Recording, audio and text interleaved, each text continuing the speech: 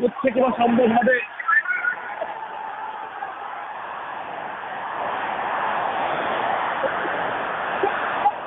উপর থেকে আর্তনাদ করছেন, বাঁচানো আর্তনাদ আপনি দেখতে পাচ্ছেন।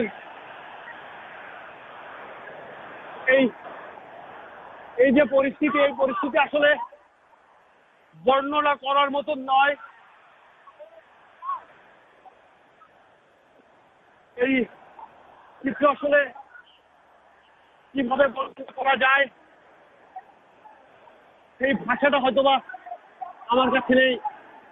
এবং যেভাবে বাঁচার জন্য ঝাঁপিয়ে পড়ছেন নিচে,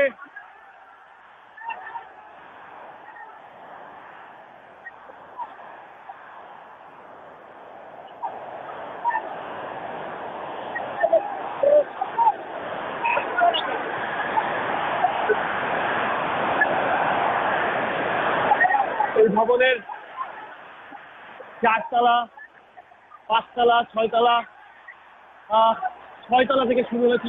আমি এখন যেটা দেখতে পাচ্ছি যে 6 তলা থেকে এই আগুন, এবং ফায়ার সার্ভিসের কর্মীরা চেষ্টা চালিয়ে যাচ্ছেন। তবে কতটুকু পৌঁছানো সম্ভব হবে সেটা আসলে বলা যাচ্ছে না।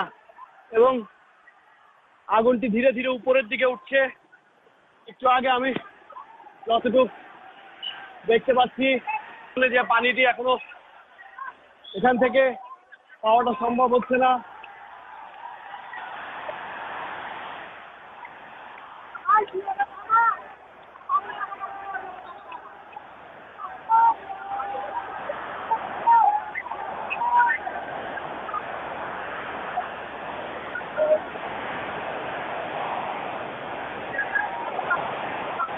বাঁচানোর আত্মনাদ, বাঁচানোর যে চিৎকার, সেটি আসলে বাঁচার যে চিৎকার আসলে বর্ণনা করার মতন নয়।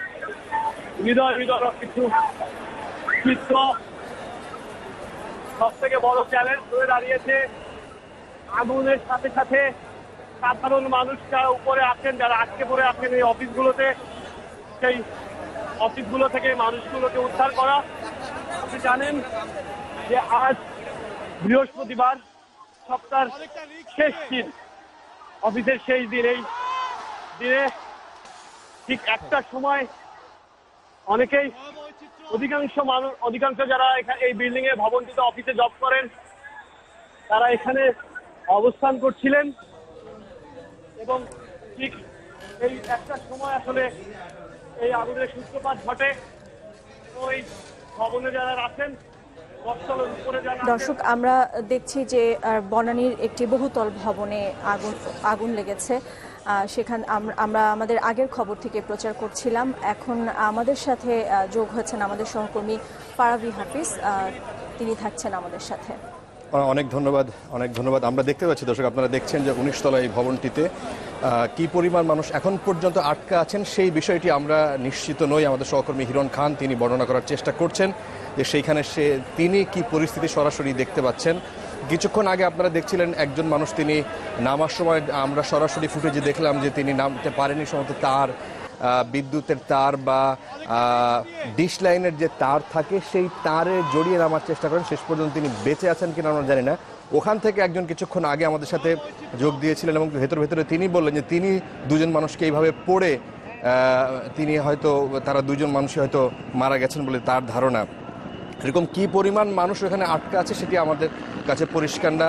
আপনারা জানেন এটি একটি বহুতল ভবন এবং বনানীর মতো জায়গা, সেখানে প্রচুর বেসরকারি অফিস।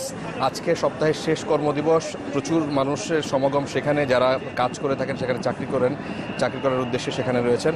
আমাদের সহকর্মী হিরণ খান তিনি সেখান থেকে বর্ণনা করছিলেন তিনি যে পরিস্থিতি দেখছেন। আমরা 1 ঘন্টা পর, এই আগুন যদি একটার সময় লেগে থাকে, আমরা বলছি 12:55 আগুন লেগেছে, একজন ফায়ার সার্ভিসের কর্মকর্তা তিনি বলেছেন।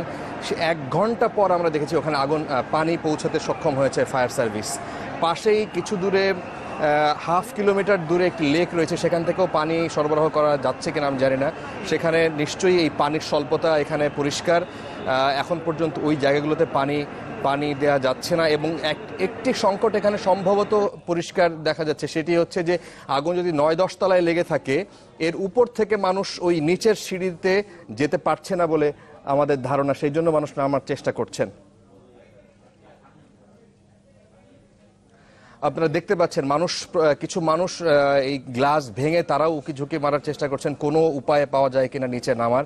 সেই ক্ষেত্রে এই যে ধোঁয়া, এই ধোঁয়ার কারণে প্রচুর মানুষের যান চলে যেতে পারে। আপনারা জানেন যে অনেক রিস্কি। আস্তে আস্তে উপরের দিকে উঠছে। আমাদের সহকর্মী হিরণ খান তিনি বলছিলেন।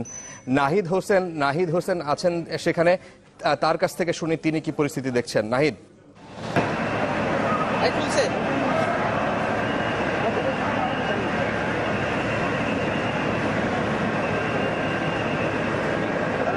আমি এই মুহূর্তে যে টাওয়ারটিতে আগুন লেগেছে, এফআর টাওয়ার, ঠিক তার উল্টো পাশের একটি ভবনে আছি এবং এটি হচ্ছে হোটেল সেরিনা ছাদে আছি আমি এই মুহূর্তে। এখান থেকে খুবই কাছ থেকে দেখা যাচ্ছে যেটি 9, 10, 11 এই 3টি তলা এফআর টাওয়ারের সম্পূর্ণ পুড়েছে আগুনে। এখনো কিন্তু আগুন জ্বলছে। আমি যদি ভুল না দেখি তাহলে এই যে 3টি তলার কথা আমি বলছি তার মাঝখানের তলাটি, এটি সম্ভবত 10 তলাই হওয়ার কথা। সেই তলায় এখনো ভেতরে আগুন জ্বলছে। এগুলো আপাত দৃষ্টিতে সবগুলোই অফিস মনে হচ্ছে এবং ভেতরে বিভিন্ন রকম কাগজপত্র, বিভিন্ন তথ্যাদির নথি সেগুলো জ্বলতে দেখছি এখনো আমি। ফায়ার সার্ভিসের গাড়ি যেটি এসেছে, ফায়ার সার্ভিসের যে ইউনিটটি পানি দিয়ে এখানকার আগুন নেভানোর চেষ্টা করছে, সেই গাড়িটি এখনো পর্যন্ত আসলে সেই পানি ঠিক উপর পর্যন্ত ততটা পৌঁছাচ্ছে না। তবে উপর থেকে যে পানিটি আপনারা দেখতে পাচ্ছেন, এটি হোটেল সেরিনার ছাদ থেকে তারা তাদের নিজস্ব তত্ত্বাবধানে এখান থেকে পানি দিয়ে এই আগুন নেভানোর চেষ্টা করছেন। মোটামুটি এই দুটোই পানির উৎস এই মুহূর্তে এই এফআর টাওয়ারের আগুন নেভানোর জন্য কাজ করছে। আর আমি একটু ঘটনাটা কি দেখলেন আমি একটু জানতে চাইবো। জনাব আনসার আছেন আমার সাথে, এখানকার অ্যাসিস্ট্যান্ট হাউসকিপার। আপনি তো দেখেছেন নিশ্চয়ই শুরু থেকে, কখন কিভাবে লাগলো এবং কিভাবে ছড়ালো একটু বলবেন যদি।